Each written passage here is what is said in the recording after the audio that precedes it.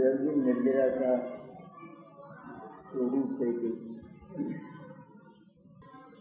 193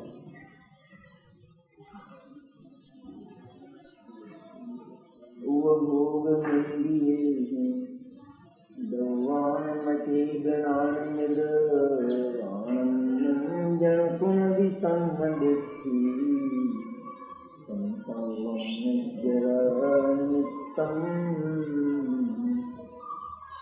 सम्यक दृष्टि की जो इंद्रियों के द्वारा अचेतन तथा चेतन द्रव्यों का उपभोग करता है, वह सर्व निर्जरा का निमित्त है। सम्यक की महिमा बताई है। सम्यक दृष्टि का कलेजा कैसा होता है, सम्यक दृष्टि का हृदय कैसा होता है, सम्यक दृष्टि का परिणमन प्रति समय कैसा होता है। अनेकानेक चेतन और अचेतन पदार्थों के बीच रहता हुआ और उनका उपयोग करता हुआ, उनका उपभोग करता हुआ भी सम्यक दृष्टि जीव सचमुच उनका भोग नहीं करता, इसलिए वह भोग सारा का सारा निर्जरा का कारण होता है। गंभीर है बात, थोड़ी अच्छी।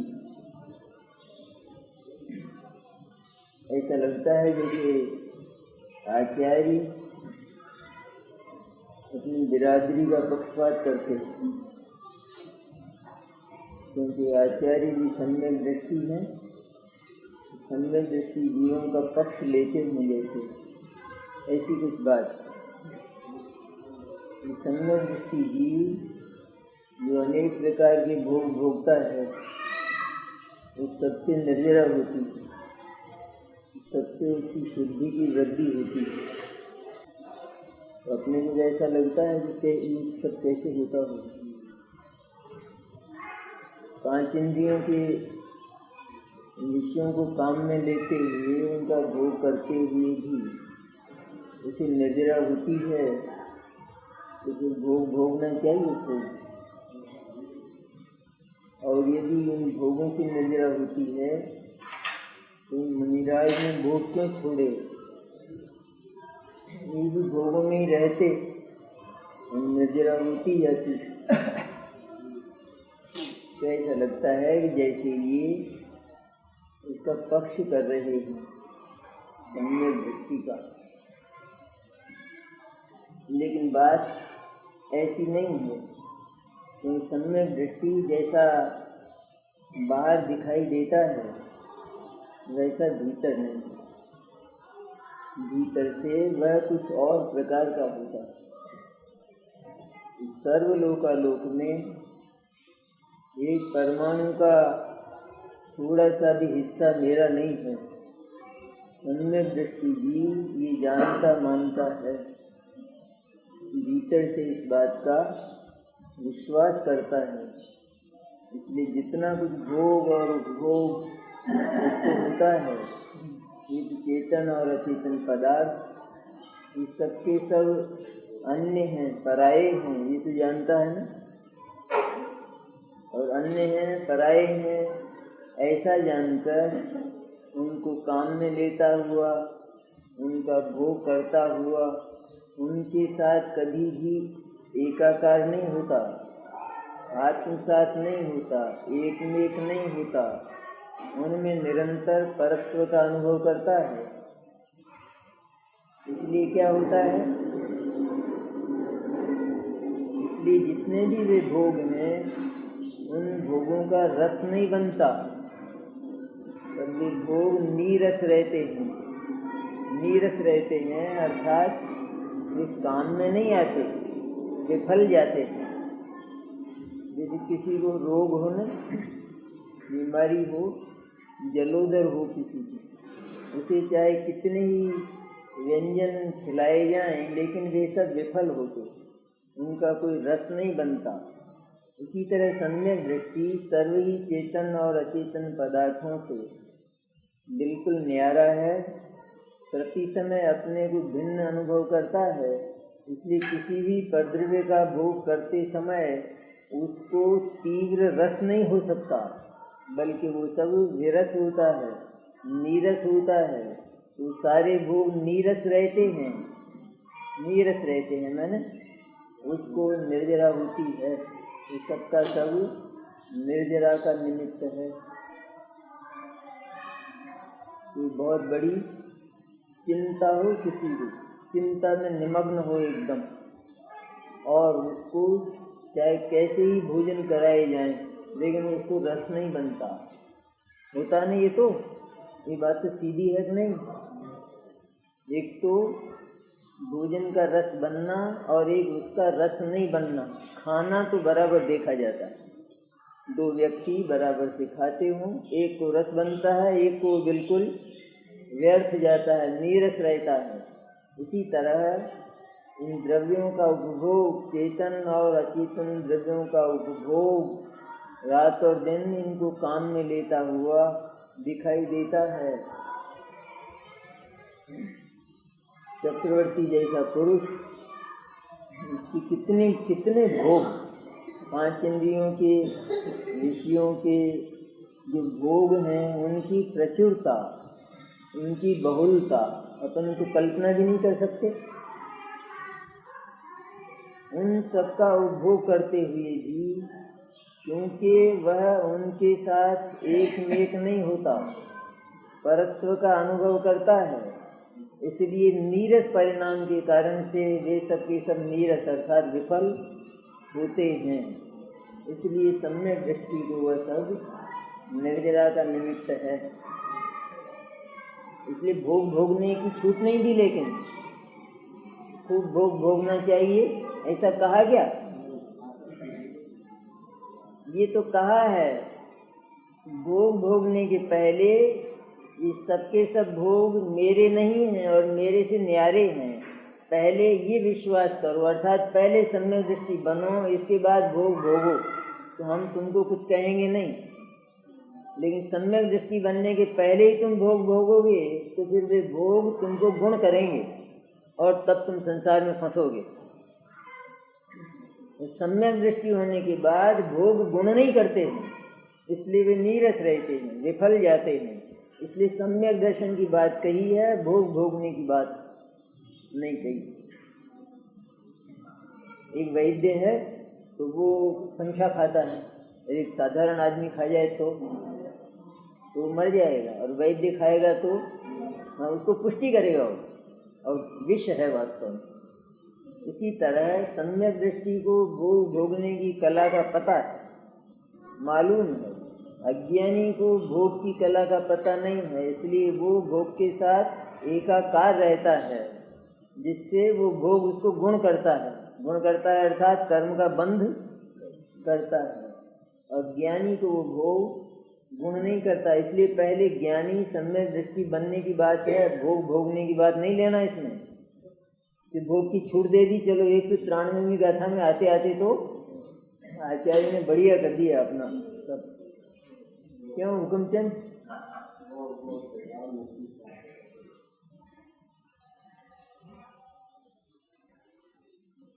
चिंता तो जो व्यक्ति हो उसको चाहे कितना ही खिलाया जाए, लेकिन वो सब जलता है भीतर। चिंता की चिता में वो सब राख होता है, और है तो भोग वो, लेकिन वो गुण नहीं करता। इस तरह ज्ञानी को भी भोग गुण नहीं करते हैं, गुण नहीं करते हैं तो दूर रहता है, ऐसा कहते हैं। क्योंकि जो गुण नहीं करता है तो उसको वो खुलकर कैसे काम में लेगा, और उसको उपयोग करने में, उसका उपभोग करने में उसको रस कैसे आएगा। इसलिए ज्ञानी को उन भोगों में रस नहीं है। इसका अर्थ यह है कि वो छूटा हुआ है, भोग भोगता नहीं है।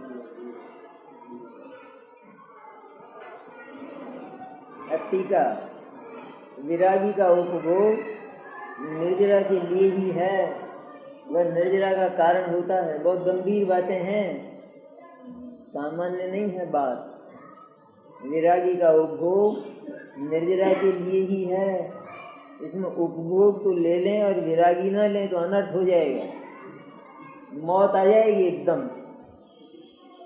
इसलिए विरागी ये मुख्य, जो विरागी है उसके पास चाहे भोग कितने ही हों और उन भोगों को वो काम में लेता हुआ भी दिखाई दे, लेकिन वह विरागी है।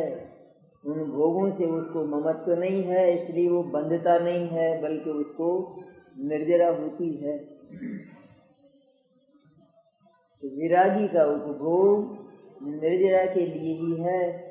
रागादि भावों के सद्भाव से मिथ्या दृष्टि के अचेतन तथा चेतन द्रव्यों का उपभोग बंध का निमित्त होता है। रागादि भावों के सद्भाव के कारण जो अज्ञानी है वह रागमय है, आत्मा को रागी मानता है, आत्मा का अन्य पदार्थों से संबंध अनुभव करता है। जो अचेतन और चेतन द्रव्यों से आत्मा का संबंध अनुभव करता हो तो वह चेतन अचेतन पदार्थों के साथ चिपटता है, लिपटता है, और जो इनके साथ अपना संबंध अनुभव नहीं करता वो इनके होने पर भी इनसे दूर रहता है, उसका चित्त इनसे दूर रहता है। इसलिए जो अज्ञानी है वो तो बंध का आह्वान करता है, वो तो तीव्र कर्मों का बंध करता है, और वही उपभोग रागादि भावों के अभाव से सम्यक दृष्टि के लिए निर्जरा का निमित्त होता है। वही उपभोग, वही पांच इंद्रियों के विषयों का संबंध संयोग वो विरागी को सम्यक दृष्टि को, क्योंकि उन चेतन और अचेतन पदार्थों के प्रति उसे राग नहीं है, उसे ममत्व नहीं है, उसे एकत्व नहीं है, वह उनसे अपने आप को न्यारा अनुभव करता है। इसलिए उनका उपयोग होने पर भी वह बंधता नहीं है बल्कि निर्जरा होती है। बहुत जैसे कोई समाज की और राष्ट्र की सेवा करते हैं ना लोग, तो लाखों करोड़ों रुपए का आदान प्रदान भी करते हैं, लोगों से लाते भी हैं और खर्च भी करते हैं। ये सब होता है लाखों और करोड़ों रुपयों का, और अनेक पदार्थ, और इसके बाद उनको अभिनंदन पत्र दिया जाता है। और इसी तरह का आदान प्रदान बेईमान लोग भी करते हैं, तो उनको अभिनंदन पत्र नहीं देता कोई, जेल देता, तो इनको अभिनंदन पत्र मिलता है। उसका कारण क्या है? इन्होंने भी उन लाखों करोड़ों रुपयों को काम में तो लिया, लेकिन थोड़ा भी ममत्व इनके प्रति नहीं था। काम में लेते समय भी ये उनसे दूर थे, इसलिए इनका कोई फल इनको नहीं मिल रहा था। उसका सारा फल जनता को मिलता था, लेकिन इनको उसका कोई फल नहीं मिलता था। तो उनके होते हुए भी उनसे दूर रहने की कोई अजब गजब सामर्थ्य होती है। वो सामर्थ्य अभिनंदन के लायक होती है, सम्मान के लायक होती है। इसी तरह सम्यक दृष्टि भी अनेकानेक पदार्थों के बीच रहता हुआ, पांच इंद्रियों के विषयों का उपयोग करता हुआ भी वह बंधता नहीं है, बल्कि उसको निर्जरा होती है। कोई ये मान ले ये मैं सम्यक दृष्टि और मेरे को भोग निर्जरा के कारण होते हैं तो खूब भोग भोगे, तो वो तो भोगों के साथ ममत्व कर बैठा ना कि मैं तो भोग भोगूं, तो ममत्व कर लिया ना उसने। तो हाँ, यहाँ तो सबसे पहले निर्ममत्व होने की बात है।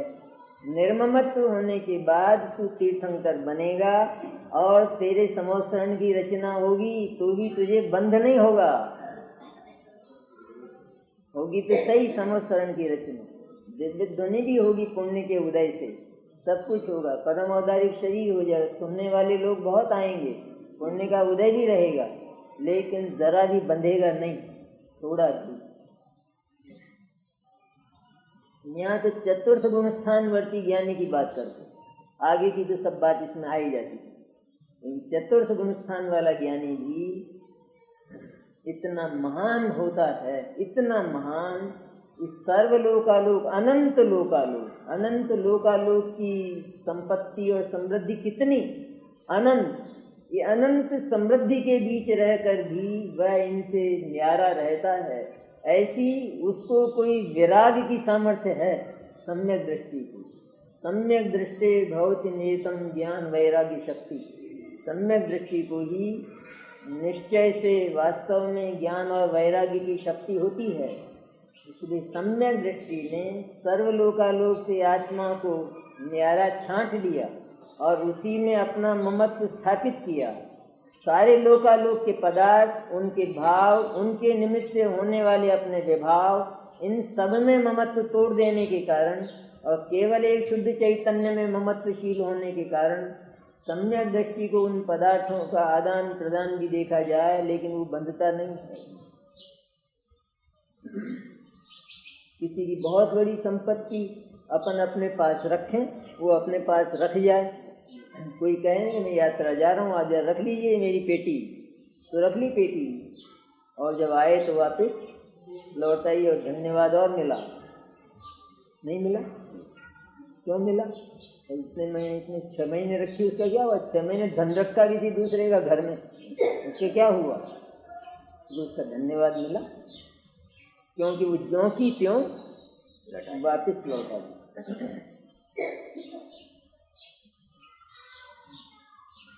इस प्रकार द्रव्य निर्जरा का स्वरूप कहा। कैसे होती है द्रव्य निर्जरा? क्या है द्रव्य निर्जरा? ये जगत के सारे पदार्थ, इनसे निर्ममत्व रहना और इनसे निर्ममत्व रहने पर इनके उपभोग में भी कर्म से नहीं बंधना, इसका नाम द्रव्य निर्जरा है। इस सच्ची निर्जरा तो ये हो गई ना, एक आत्मा को छांट लिया, बाकी सब अलग न्यारे। ये निर्जरा होगी कि नहीं? सबकी सब न्यारे के न्यारे अलग, लेकिन उसको तो कहते कर्म की भी निर्जरा होती है। अब भावार्थ सम्यक दृष्टि को ज्ञानी कहा है, और ज्ञानी के राग द्वेष मोह का अभाव कहा है। इसीलिए सम्यक दृष्टि वैरागी है। यद्यपि उसके इंद्रियों के द्वारा भोग दिखाई देता हो, तथापि उसे भोग की सामग्री के प्रति राग नहीं है। वह जानता है कि यह परद्रव्य है, मेरा और इसका कोई संबंध नहीं है। कर्मोदय के निमित्त से इसका और मेरा संयोग वियोग है, ऐसा जानता है। ये मूल बात, मुख्य बात। इसके बाद की जो बात है भोग और उपभोग की बात, वो गौण, क्योंकि जो अपना ही नहीं मानता है और जिसको उस पदार्थ में रस ही नहीं है, तो उसका क्या भोग और क्या उपभोग। तो मुनिराज आहार करते हैं तो क्या लोग ऐसा जानते हैं कि देखो महाराज को कैसा मजा आ रहा है, आहार तो कैसा भी जैसा देंगे वैसा ही करेंगे। आहार तो शुद्ध आहार, कोई अच्छा भी हो, राजा के घर में ये अच्छा आहार मिले तो देखने वाले लोगों को ऐसा लगता होगा कि महाराज को कैसा मजा आ रहा है, मुनि बनने में कैसा मजा है। 50-50 रुपए की एक डाइट, ऐसा लगता है नहीं? श्रावकों को देखने वाले नहीं लगता तो क्या लगता है कि देखो मुनिराज चारित्रवंत वैराग्यवंत, ऐसा नहीं कहते? जितना आहार कर रहे हैं उसमें वैराग्यवंत नहीं मानते अपन, वैराग्यवंत नहीं कहते। और आहार तो उच्च कोटि का भी हो सकता है, हो सकता है। फिर वैराग्यवंत कैसे हैं? वैराग्यवंत हम उनको बाहर की क्रिया से कहते हैं या भीतर कोई बात है जिससे वैराग्यवंत? भीतर ऐसी बात है कि जो कुछ वे करते हुए दिखाई दे रहे हैं उसके साथ वे एकाकार हैं, उसमें उनका चित्त नहीं है। आहार करने में मुनिराज का चित्त नहीं है, तो ये बिना चित्त के खाते हैं? तो चित्त 2 प्रकार का होता है, भीतर का चित्त वास्तव में नहीं है। मुनिराज जानते हैं, अरे ये मैं कैसा पामर हूँ, मैं सिद्ध परमात्मा जैसा द्रव्य ये मैं जगह जगह जाकर भटक कर आहार लेता हूँ, ये मेरा धर्म नहीं है। मेरा धर्म तो सम्यक दर्शन ज्ञान चारित्र है। ये जगह जगह जाकर नवदा भक्ति से आहार करना और मेरा हाथ नीचे और देने वाले का हाथ ऊपर, ये मेरा धर्म नहीं है। देने वाले का ऊपर रहता है नीचे और मुनिराज का ऐसा ही होना चाहिए। ऐसा जानते हैं भीतर से, इसलिए आहार के प्रति हिरण जैसी वृत्ति होती, हिरण जैसी मुनिराज की, बिल्ली जैसी नहीं। बिल्ली जैसी तो अपनी, मुनिराज की कैसी होती है? हिरण जैसी। जरा सी आहट में हिरण भाग जाता है। इस तरह थोड़ा सा, जरा सा भी कोई शंका, कोई अंतराय पैदा हुआ और तुरंत उस षट्रस व्यंजन को छोड़ दे, ऐसी वृत्ति होती है भीतर से। इसलिए कहते हैं कि सचमुच वे भोग भोगते ही नहीं। कौन कहता है वे भोग भोगते हैं? तो एक ओर से जब ये बात कही जाती है कि भोग भोगते हैं, तब हम कहते हैं कि वे सचमुच भोग भोगते ही नहीं। क्या भोग भोगने की बात से हम इनकार इसलिए नहीं कर सकते क्योंकि वहां इस प्रकार का संयोग तो हो रहा है। इसलिए उस क्रिया का ज्ञान तो इस रूप में ही कराया जाएगा कि हाँ वो आहार कर रहे हैं, भोजन कर रहे हैं, ये तो कहेंगे हम। लेकिन जब हम भीतर से देखते हैं तो ऐसा लगता है कि वे आहार करते ही नहीं, खाते ही नहीं।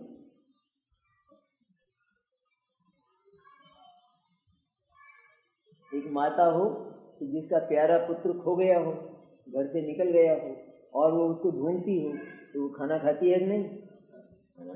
खाती है।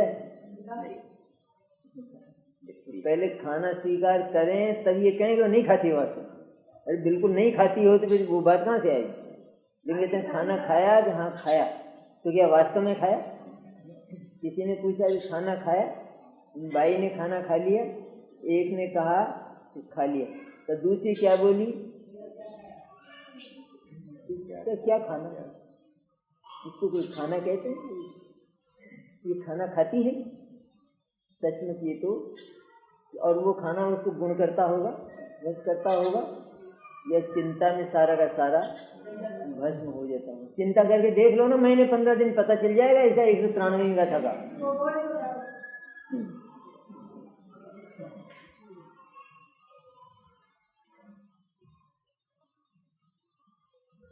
तो जानता है कि परद्रव्य है मेरा और इसका कोई संबंध नहीं है। कर्मोदय के निमित्त से इसका और मेरा संयोग योग है। कर्मोदय के निमित्त से, जैसे समाज के बीच में जो व्यक्ति रहता है तो समाज उसको एक सेवा समला देता है और उस सेवा की जितनी क्रिया प्रक्रिया होती है वो सब वो करता है, लेकिन करता है बिल्कुल वैराग्य भाव। उसके साथ कभी भी लिपट कर नहीं करता है।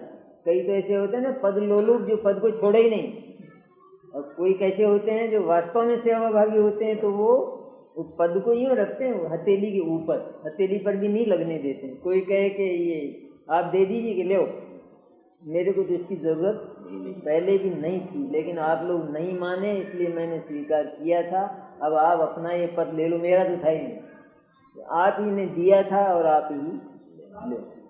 इस तरह कर्मोदय के निमित्त से संयोग और वियोग है। जैसे समाज के बीच रहने वाले व्यक्ति को ये सब क्रियाएं होती हैं, ये सब बातें होती हैं, लेकिन वह यदि वास्तव में सज्जन है, भला है, तो उसके साथ कभी भी ममत्वशील नहीं होता, लुब्ध नहीं होता। उसी तरह ज्ञानी को भी कर्मोदय के निमित्त से, क्योंकि अभी संसार बाकी है, इसलिए विषयों का संयोग और वियोग तो होता है, लेकिन वह उनसे काफी दूर है। निकट रहकर भी, उनके बीच में रहकर भी वह उनसे काफी दूर है। वह उनसे काफी दूर है, ये तात्विक दृष्टि है। वो उनको भोगता है, ये व्यवहार दृष्टि है। ये तात्विक दृष्टि